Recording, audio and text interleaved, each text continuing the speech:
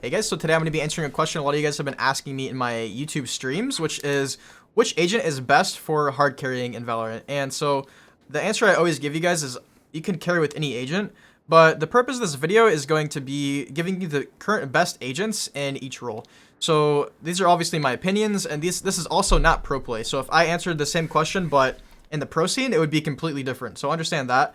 But this is helpful for you guys, right? Because if you're kind of new, you don't know which agents are strong necessarily in higher ranks, this will really help you guys understand that. So going ahead in the beginning, we're going to start with Duelist. And so this for me is definitely going to be Reyna for solo queue. The reason Reyna is so strong is primarily because of her ability to heal and dismiss after getting kills. And this is like the core kind of mechanic behind Reyna, is that you need to get kills. So Reyna can also be good for if you're wanting to practice, taking fights, because Reyna has a lot of forgiveness whenever you get a kill. So if you get a kill and you're really low, usually that means that you're probably dead later in the round. But as Reyna, you get a kill, you heal, and the enemy drops a soul orb, you heal, or if you're in a sticky situation, you kill one, you dismiss all the way back.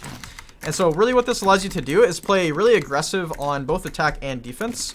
So on defense, for example, you might push up in to sort of like the enemy's area, get a kill, and then dismiss back, right? So after you do that, it's going to be a 5v4 in favor of your team, which really makes the round much harder to lose, as long as your team isn't just hard trolling, right? And you can also heal. If you kill someone that's alone, that seems like they're very likely to be alone, you can just heal off of them and you're full heal. So I'm not going to say too much more about Reyna. You guys can watch my streams and I can teach you more about her. You also have flashes. You can do like fake flashes. You can make people think you're pushing one way with the flash when you're actually not. You can try to use flash for info. So you flash, say two people shoot from over here. But I'm going to go ahead and move on to the next agent, which is Jett. So I'm not going to do two agents for every role, but for this role, I would say Jett is definitely worth mentioning. Raze is also worth mentioning, but I'm just going to stick to these two. So Jett is definitely a harder agent to master. She has a much higher skill ceiling, but that also means that once you kind of get good at Jett, you have much more potential than a Reyna player in many ways, at the highest level of play at least, right? Because Jett has abilities that don't rely on her getting kills. So what that means is you can use these all throughout the round, and you don't have to worry about getting a kill to use them. Whereas with Reyna, if you don't kill anyone, you can't use your abilities except your ult and your flash, which can kind of suck. But Reyna is still, in my opinion, a very strong solo queue pick, because this is not pro play again. Anyways, moving on to the next category, which is going to be Sentinels. This one is an absolute stomp and cannot be beaten currently. So Chamber is by far probably the strongest agent in the game, but definitely the strongest agent in the Sentinel category. So if you guys are trying to figure out what role to play, the interesting thing about Chamber is he's a Sentinel, but he actually is more like a duelist. So why is Chamber so strong? I think, by the way, anyone in a higher rank would agree with me that Chamber is definitely the strongest Sentinel right now. If you guys aren't really aware of him, definitely consider learning him if this is sort of your playstyle. So the thing about Chamber, right, is you have access to buying Headhunter at any point, and the Headhunter is basically a Guardian with only 8 shots max. But still, this is basically a Guardian, which is absolutely ridiculous. You can have this at any point in time. The pullout for it is really fast. You can see I can pull out my Sheriff way faster than I can pull out this Classic. So that's one reason why he's really broken. He also has the strongest weapon in the game, and this op's better than a normal op because you can shoot it faster, you can pull it out faster. You also have TP, and the TP recharges every 20 seconds, so you basically have a Jett dash every 20 seconds. It's a slightly worse Jett dash, but it's still a get out of jail free card, right? And so yeah. Other than that, Chamber has a trip. He's a Sentinel, by the way. He's actually more of a duelist, but keep in mind that he does have this ability. This is something you really want to be using for your team, because if you're not using it, then you're absolutely missing out. Other than that, make sure you're using TP aggressively. It's kind of like playing Reyna and Jett, basically, because you're going for these aggressive kills, and you want to TP out, because once you TP out, it's basically securing what you've already done. Other noteworthy mentions for this category, which is Sentinels, we have, well, I'll just name all of them. We have Cypher, Killjoy, and Sage. So right now, I have pretty much only seen Chamber in almost like all of my games. I've seen some occasional Killjoy, but Cypher I've rarely seen, I feel like. Sage is pretty good, but only on 2 maps, like Split and Icebox, I would say. Cypher and Killjoy are pretty much just taking a big L right now, because Chamber is just better. It's just a better Sentinel, because he has so much frag potential. And if you have a good aimer, a good fragger on Chamber, it just changes the tempo of the game, and you kind of have to respect that. So moving on to the next category now, I'm going to go ahead and go for initiators, because I think initiators are very interesting. So for me, definitely Fade right now. So the reason I pick Fade is mainly because she's good on pretty much every map except for Breeze, in my opinion. And even on Breeze, sometimes I see Fade being played. So this means that Fade, it can be good on every single map. And the problem with other initiators right now is most of them kind of, well, Breach specifically is kind of only good on like Fracture, for example. So I think Breach needs to be changed a little bit. But the reason Fade is so good is because you have two Skye dogs basically.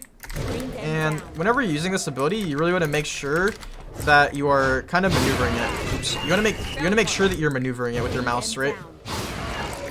Because you see how far that recognized the enemy from? Like, that's a long distance to lock on there. But if you're just going in a straight line like this, that's just broken, man. This character's just broken. Like, that is just broken. If you're not playing this character, you're also missing out. I'd say Fade's also top 3 strongest agents right now. Out in the whole game. So also you have this ability, which it basically tethers anyone in LOS. So it means they can't walk out of this circle area.